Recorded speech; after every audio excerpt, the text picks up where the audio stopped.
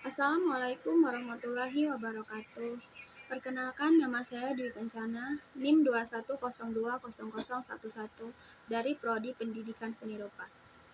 Baiklah, pada kali ini saya akan menjelaskan tentang administrasi atau manajemen peserta didik. Administrasi adalah proses pengelolaan, proses mendesain, dan mengelola secara serius terkait berbagai sumber daya yang ada di setiap lembaga yang dikenal dengan 7M plus 1I untuk mencapai tujuan secara efektif dan efisien. Salah satu dari 7M itu adalah manusianya. Pada Undang-Undang Nomor 20 Tahun 2003, peserta didik adalah anggota masyarakat yang berusaha mengembangkan diri dan potensi dirinya melalui proses pembelajaran yang ada dan yang tersedia di tanah air dimanapun tempatnya, pada jalur jenjang dan jenis pendidikan tertentu. Jadi, arti dari manajemen atau administrasi pendidikan itu adalah suatu proses pengaturan terhadap peserta didik tidak hanya dalam bentuk kegiatan-kegiatan ataupun pencatatan peserta didik, melainkan proses keseluruhan aspek yang lebih luas, mengelola secara serius mulai dari proses penerimaan prosesnya nanti di tengah sampai kelulusan menjadi peserta didik di sekolah ataupun di perguruan tinggi manapun.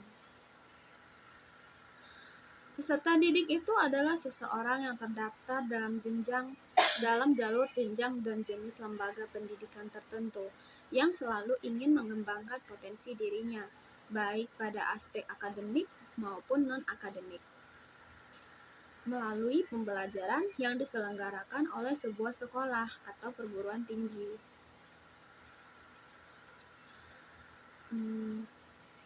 Dua kegiatan administrasi peserta didik. Yang pertama yaitu dalam proses perencanaan terhadap peserta didik. Kegiatan yang pertama adalah menganalisis kebutuhan. Jadi, proses penerimaan peserta didik itu jumlah tidak serta-merta ditentukan begitu saja demi memperbanyak jumlah siswa, atau ada alasan-alasan dalam tanda kutip untuk kebutuhan lembaga. Tetapi, ada analisis krusial dan ada analisis yang rasional yang ditetapkan dan didesain oleh pihak lembaga satuan pendidikan. Langkah kedua dari perencanaan peserta didik adalah proses rekrutmen. Setiap lembaga satuan tingkat pendidikan atau sekolah, termasuk perguruan tinggi, memiliki standar dan dasar berpikir yang berbeda untuk menerima calon mahasiswa atau calon peserta didiknya. Rekrutmen itu merupakan proses pencarian, proses untuk menemukan dan menentukan, termasuk menarik calon peserta didik baru yang mampu menjadi peserta didik dengan standar yang sudah ditetapkan oleh lembaga perguruan tinggi atau sekolah tersebut, membuka peluang kepada calon peserta didik untuk direkrut. Tujuan dari kegiatan rekrutmen peserta didik ini untuk mendapatkan peserta didik yang memiliki karakteristik, yang memiliki kemampuan yang sesuai dengan standar kemampuan sekolah dalam rangka membina sekaligus mengembangkan peserta didik nantinya.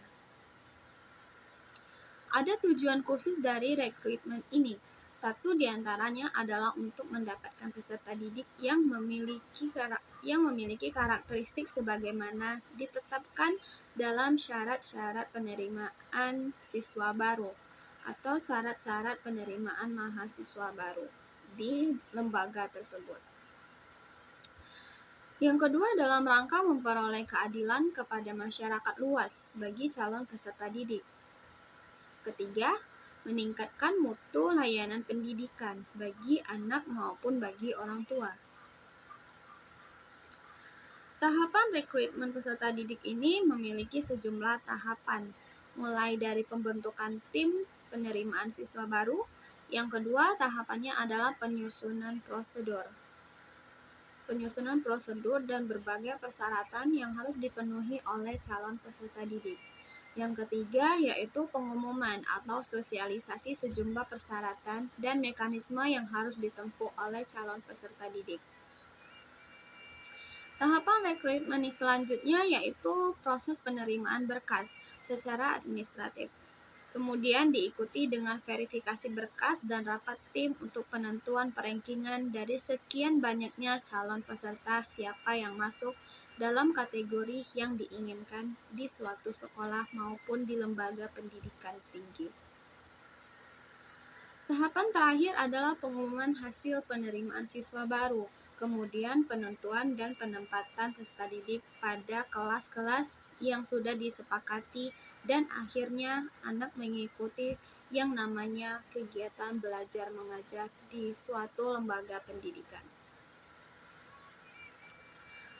Setelah tahapan yang pertama mengenai perencanaan, selanjutnya yang kedua adalah fokus kajiannya terkait dengan pembinaan peserta didik. Artinya, ketika mereka sudah diterima dan dinyatakan menjadi mahasiswa maupun peserta didik, dibagi dalam kelas dalam bentuk penempatan, siapa ada di kelas berapa dan jadi kelas mana. Nah, berikutnya yang harus disiapkan oleh sekolah atau lembaga tingkat satuan pendidikan adalah membina peserta didik dalam tahap panjang proses pembelajaran. Langkah ini meliputi berbagai bentuk pemberian layanan khusus yang menunjang administrasi peserta didik. Bentuk layanan yang dibutuhkan dalam rangka membina peserta didik dalam proses kegiatan pembelajaran peserta didik ini selama berada di lembaga atau sekolah. Yang pertama yaitu layanan bimbingan dan konseling. Artinya, setiap sekolah seharusnya memiliki layanan bimbingan dan konseling, sehingga bisa dimanfaatkan oleh anak-anak, tidak hanya untuk mereka yang punya masalah dalam proses akademik ataupun proses pembelajaran, tapi buat mereka yang memang ingin mengembangkan diri dan mengembangkan bakat,